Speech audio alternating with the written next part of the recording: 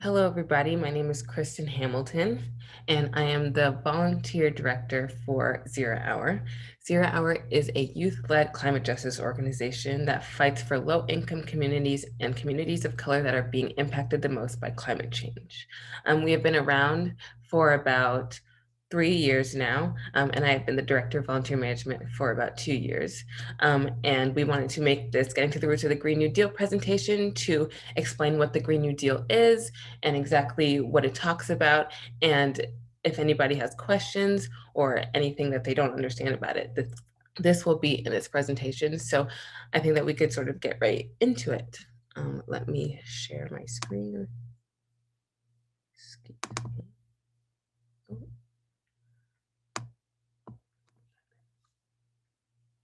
Okay. So like I said, this is Getting to the Roots of the Green New Deal, in partnership with National Children's Campaign, which is another organization that fights for the 78 million children within the United States. We did this presentation in partnership with them for our Vote for Our Future campaign, which is trying to, get people out to vote and get as many young people to the polls as possible. So, oh, hold on, let me move that, excuse me. Put this in the corner here. So, how is the climate changing? The Earth's global temperature has risen 1 degree Celsius since the pre-industrial levels and will continue to do so. The production of greenhouse gases such as carbon dioxide, methane, and others are warming the Earth's atmosphere. The burning of fossil fuels are the main contributor to climate change.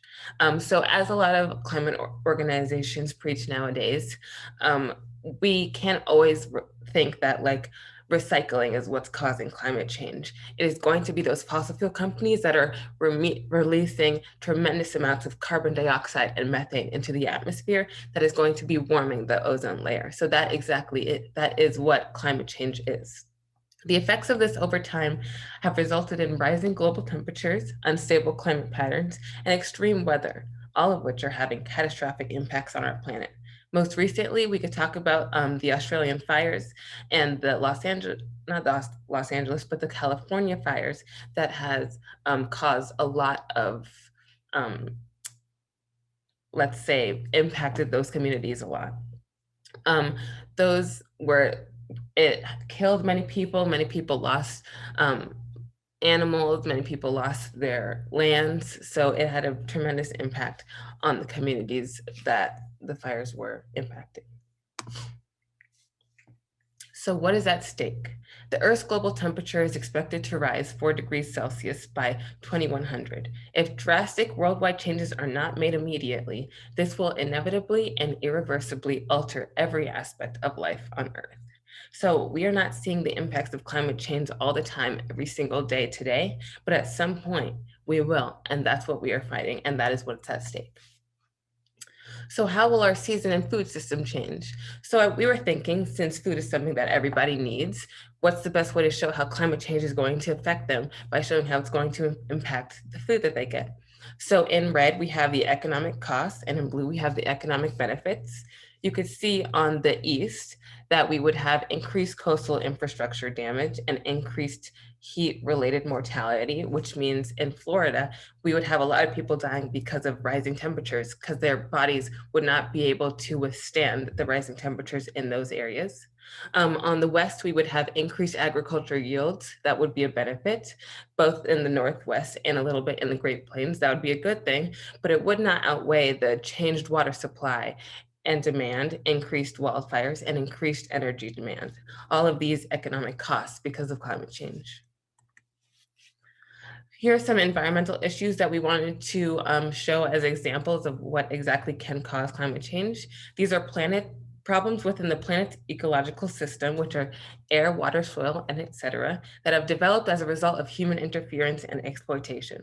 So some examples of these are hydraulic fracturing, or some people call it fracking, which is the process of injecting liquid at high pressure into subterranean rocks to force fissures to extract oil or gas. Another example is offshore drilling, which is the process of drilling for oil and gas in the oceans, which poses a threat to surrounding habitats, water, and pollution. And one of the most we see, one of the examples that we see the most today is deforestation, which is the permanent removal of trees for repurposed land use. And over here we have some pictures of fracking, offshore drilling, and deforestation. Um, and these are all things that are happening every day within our oceans and within our forests. Here's an example of exactly what fracking is. I will get the pointer tool. Excuse me, I don't actually know where that is. So I will not get the, oh, here it is. Okay, so here we have some fossil fuel trucks, bad. And then we have their drilling. This is like their tool that they use. So fracking is usually done right next to or very close to bodies of water, just because it allows the land to be a little bit more like less solid and it's easier to drill into. So when the fracking drills go into the ground, they go past the water, down into the dirt, into the like the rocks, and they pump water into the rocks so it makes it loose and releases a bunch of oils and gas. But since fracking is done by a body of water, the oils and the gas that are being released from the rocks are usually going into the water and polluting the water, which is very, very bad. Next slide.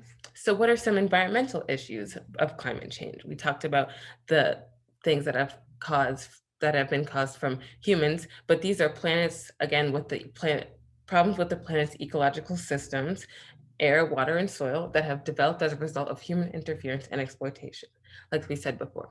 So some examples of this would be the industrial animal agriculture business, which is a large-scale intensive production of crops and animals, which are often involving chemical fertilizers and other practices that deplete the land. There's also plastic pollution, which is the accumulation of plastic objects and particles in the Earth's environment, and as well as forever chemicals, not forest chemicals. Chemicals that don't destroy, break down, and there is no known way to destroy them. So these are also some other things from human interference.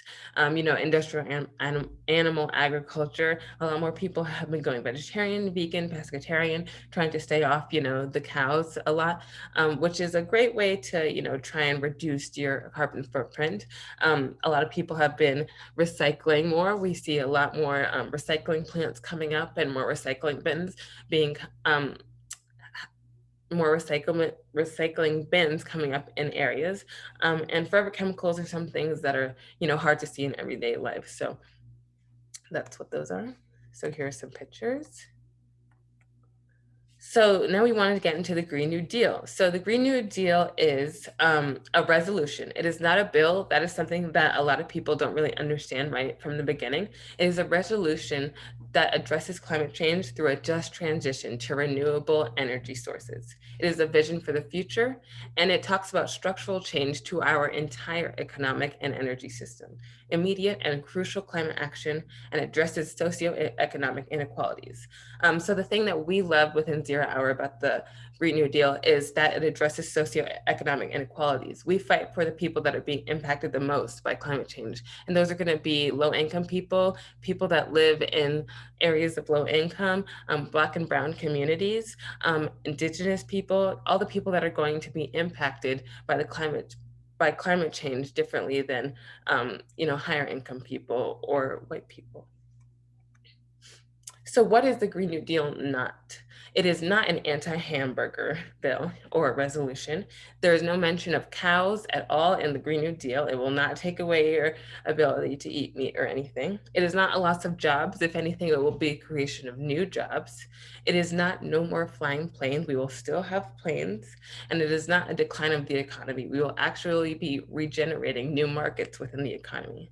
And all of these things that you see about the Green New Deal are propaganda funded by corporate media that is, invested within the fossil fuel company that will probably get hurt by this Green New Deal being passed.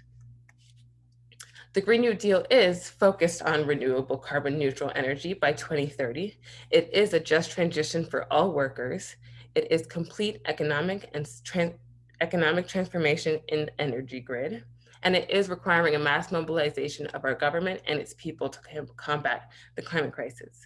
Another thing that I really love about the Green New Deal is, again, how it talks about mobilizing both the government and the people to combat the climate crisis. So it is both people's jobs on both ends to try and solve this problem.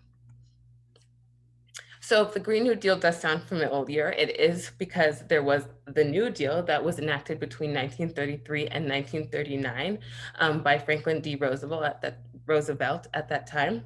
It was a series of programs, public works, projects, financial reforms, and regulations. It was created to respond to the needs of relief, reform, and recovery from the Great Depression. This includes the Social Security Administration and the Civilian Conservation Corps. So it has made a bunch of programs that we still use today. So it's very, even though it sounds very similar to the New Deal, the Green New Deal is quite different. It includes everyone and is not just designed for white Americans like the New Deal was. It incorporates environmental degradation and not just economic development, and it takes on the challenges of addressing the greatest threat to humanity, which is climate change. And it also prioritizes union labor. So an economic and just transition, this is a little blurb from the actual resolution. It is the duty of the federal government to create a Green New Deal to achieve net zero greenhouse gas emissions through a fair and just transition for all communities and workers, to create millions of good high-wage jobs and ensure prosperity and economic security for all people of the United States. So again, this is talking about why we need to protect our workers and create millions of good high-wage jobs for our workers. So even though we are talking about the environment and climate change, it also includes what would be good for our workers and a just transition for our workers. So the resolution guarantees safe union jobs, $15 an hour minimum wage, which is a living wage, education and training for new jobs within the new sort of sustainable energy grid, universal health care, and public transportation. The Green New Deal aims to build and maintain equity to break the cycle of wealth accumulation and corporate control of all of our energy systems.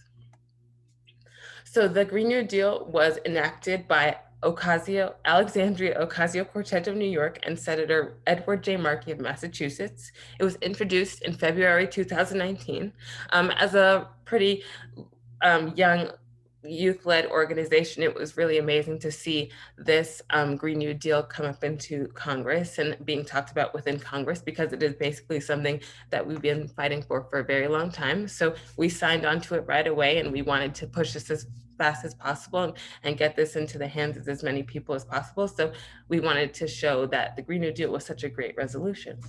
And so thank you, AOC and Edward Markey, for that. So what is environmental injustice? A lot of people talk about climate change and they talk about, the changes in temperatures, but we don't really talk about who is going to be impacted the most. The climate crisis and other environmental issues disproportionately impact frontline and exploited communities, including, communities of color, Indigenous people, migrant communities, low-income workers, the poor, women, deindustrialized and rural communities, elderly people, unhoused people, people with disabilities, and young people.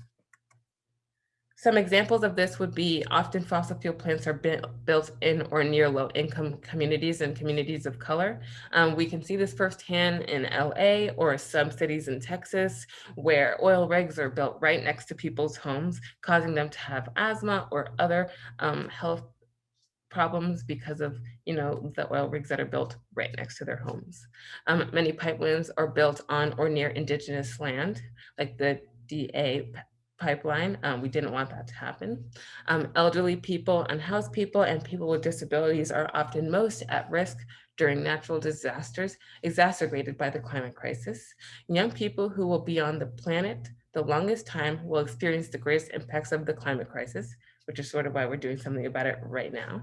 And unhealthy air and drinking water disproportionately impacts the health and safety of children and people with disabilities. Another example of that would be Flint, Michigan.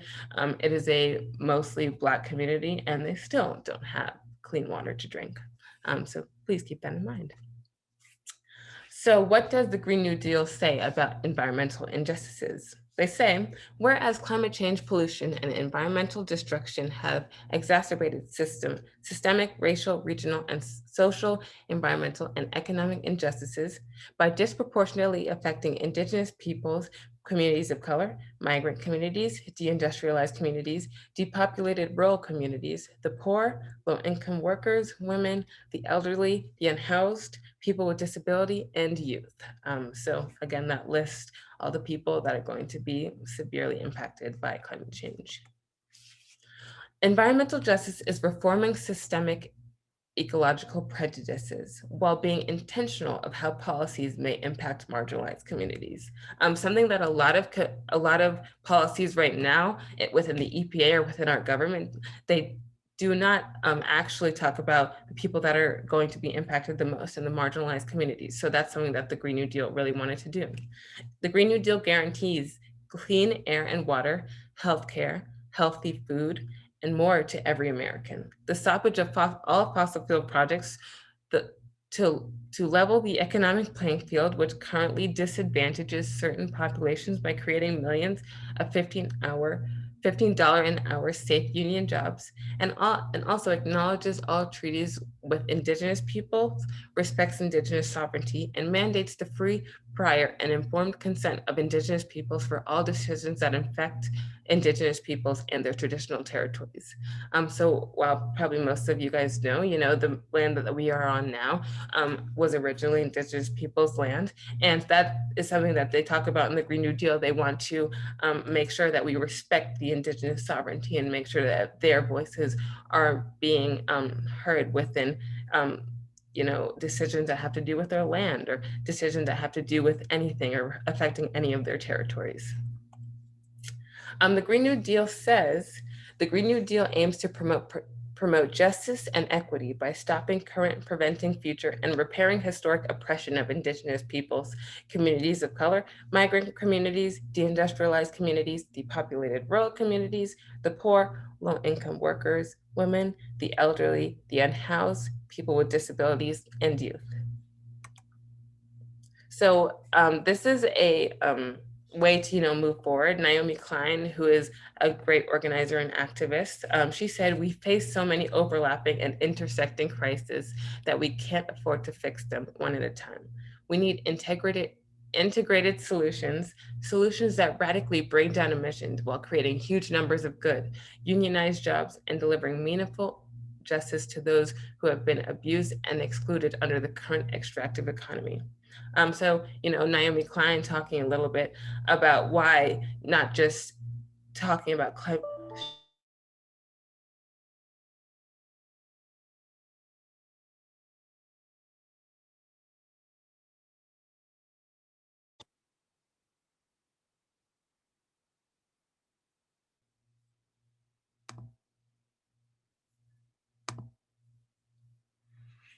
Oh, sorry about that.